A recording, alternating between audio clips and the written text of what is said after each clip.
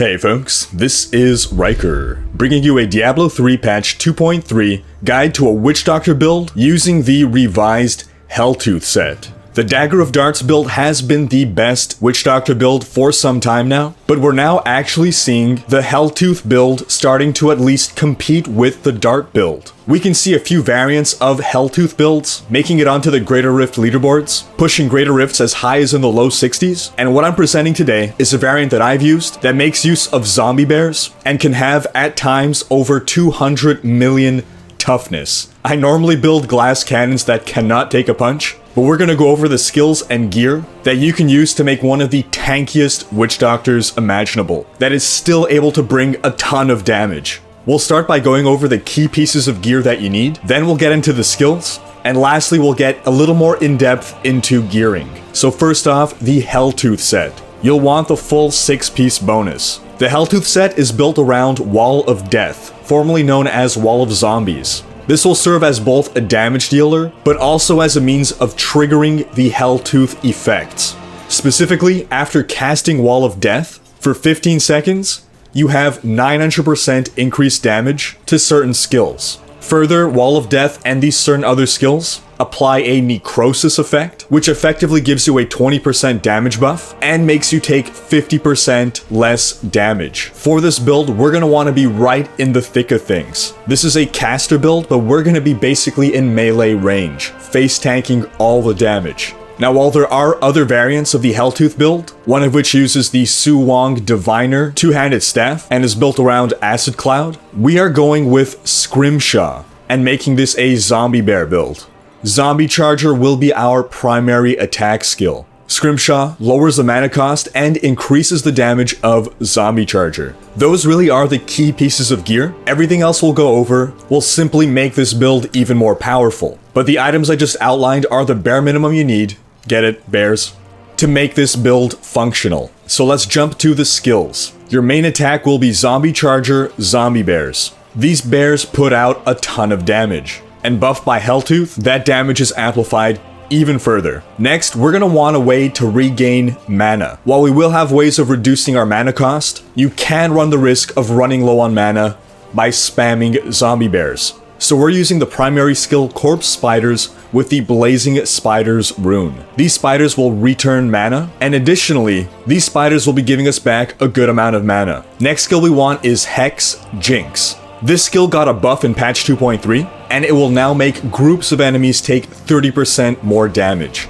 That is a huge damage buff for you, and it lasts 12 seconds on a cooldown of 15. So you can maintain a good amount of uptime on this. Next we'll want Wall of Death Firewall. In the gameplay footage, you're seeing me use the Communing with Spirits rune, but I've later determined that Firewall is superior. 3 out of the 5 Wall of Death runes create rings. The problem with rings is that because they spawn where you place your cursor, the monsters that you directly aim at will not be affected because they're in the center of the ring, and they have to touch the ring itself in order to be affected by the wall. Wall of Zombies and Firewall are the 2 runes that just create a line of effect, and thus where you place your cursor is exactly an area that will be affected. Between Wall of Zombies and Firewall, Firewall is slightly shorter than Wall of Zombies, but not really significantly so. It lasts longer and deals more damage over a shorter amount of time. Wall of Zombies does apply a knockback effect, but we're not looking to knock back enemies. We have to face tank, so knocking enemies away is not to our benefit. Next, Spirit Walk Jaunt. You'll hardly find a Witch Doctor build that does not use this skill. This is your escape power. And then lastly, we're using Soul Harvest Languish. This gives you a nice damage and toughness boost. Onto the passives, we want Confidence Ritual. This makes you deal 25% additional damage to enemies near you. Again, we're going to be face tanking, so enemies will always be near us. We want Swampland Attunement. This gives us damage resistance for every enemy near us. And here's the kicker, the range of this effect is increased by your gold pickup radius. Remember this because we're going to come back to it. This is the key to skyrocketing our toughness to over 200 million. Next, we want Spirit Vessel. If you're pushing the higher Greater Rifts and dying is a concern, Spirit Vessel is something that you will need because it gives you that free revive.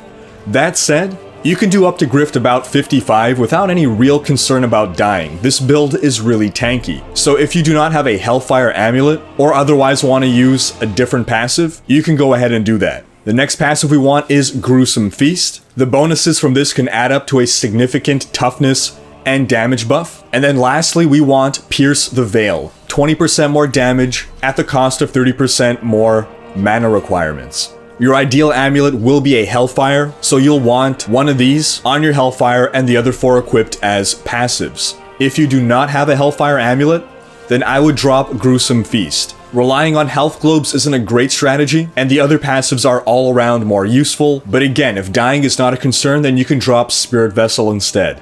Onto our gear. We're not sure yet exactly what will be the optimum stats, so check back in the future for any updates to this build once we've established what the absolute best stats and gear are for a Helltooth Witch Doctor. For our shoulders, we want the Helltooth set. Ideal stats, Intelligence, Vitality, and the other 2 are negotiable. Good choices include resource cost reduction, cooldown reduction, as well as Wall of Death damage, and even area damage is becoming a good choice. For the Helm, we want the Helltooth Mask. Ideal stats, Intelligence, Vitality, and critical hit chance. If you want to be ballsy, you can swap out Vitality for Zombie Charger damage, but you can't really afford to sacrifice the toughness if you want to be pushing the higher greater rifts. In our socket, we're going to want an Amethyst. This is going to bring up our toughness. For the amulet, we'll want a Hellfire Amulet. Ideal stats, Intelligence, crit damage, and crit chance. Now, normally the ideal stats on an amulet are crit damage, crit chance, and elemental damage.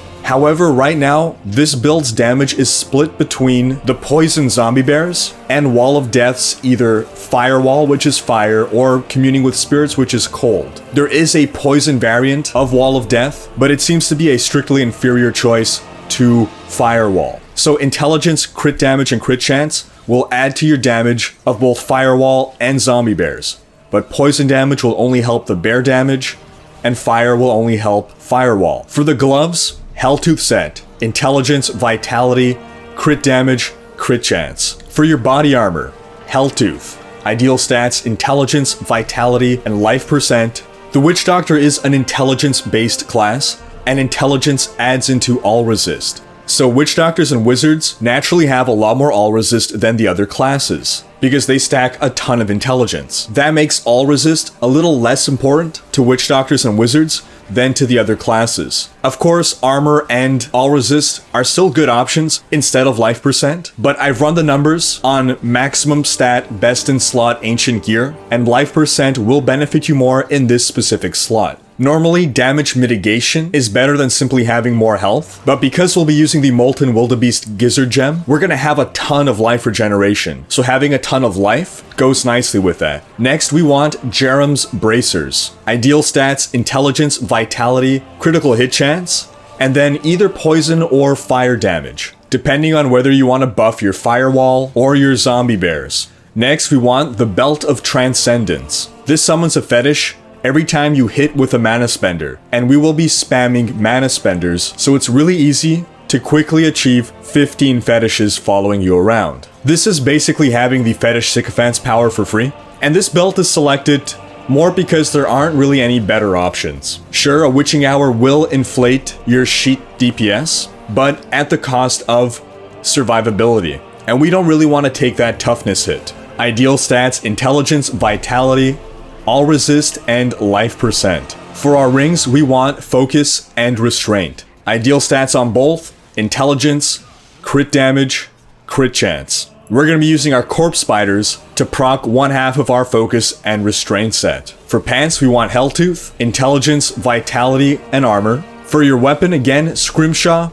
ideal stats, percent damage, Intelligence, Vitality, Zombie Charger damage, and of course you want an Emerald in there. Instead of Vitality, you could go with bonus damage to elites if you really want to maximize your damage, but that would be at a significant toughness hit, and I don't think it's worth it. For your boots, Intelligence, Vitality, Armor, and all resist. And for your offhand, we want the Thing of the Deep. And the reason for this is its secondary property, increase gold and health pickup radius by 20 yards. Remember when we spoke about our Swampland Attunement passive? You get more toughness for every enemy within 20 yards of you. but that is amplified by your pickup radius, well, now it's going to be 40 yards of you. And as you can see from this video here, a 40-yard radius is almost your entire screen. Ideal stats on Thing of the Deep: damage, intelligence, vitality, crit chance, mana generation. There is some wiggle room here. You can work in bonus damage to elites, but you would have to give up either mana regeneration or vitality. If you're playing without your Templar, then you really cannot afford to give up that mana regeneration, but it is possible that playing solo, your spiders may give you enough mana regeneration that you could afford to roll it off your Thing of the Deep. As for your Kanai's cube, for your weapon you'll want to cube the Furnace. This buffs your damage against elites by 50%. For your armor, you'll want the Grin Reaper. This gives you a very high chance to summon horrific mimics whenever you attack. These trigger pretty often, and they cast some of your equipped skills, including Wall of Death.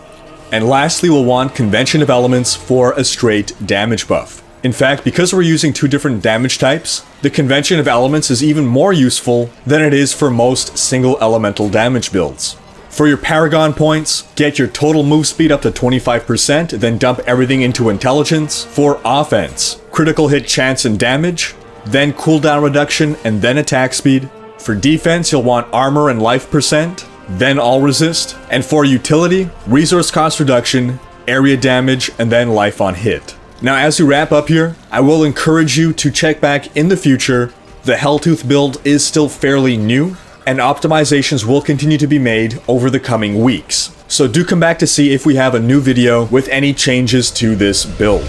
Thanks for watching, check out these other videos, and if you enjoyed this one, share it with friends, leave a comment, hit like, and subscribe to join Rhykker's Raiders.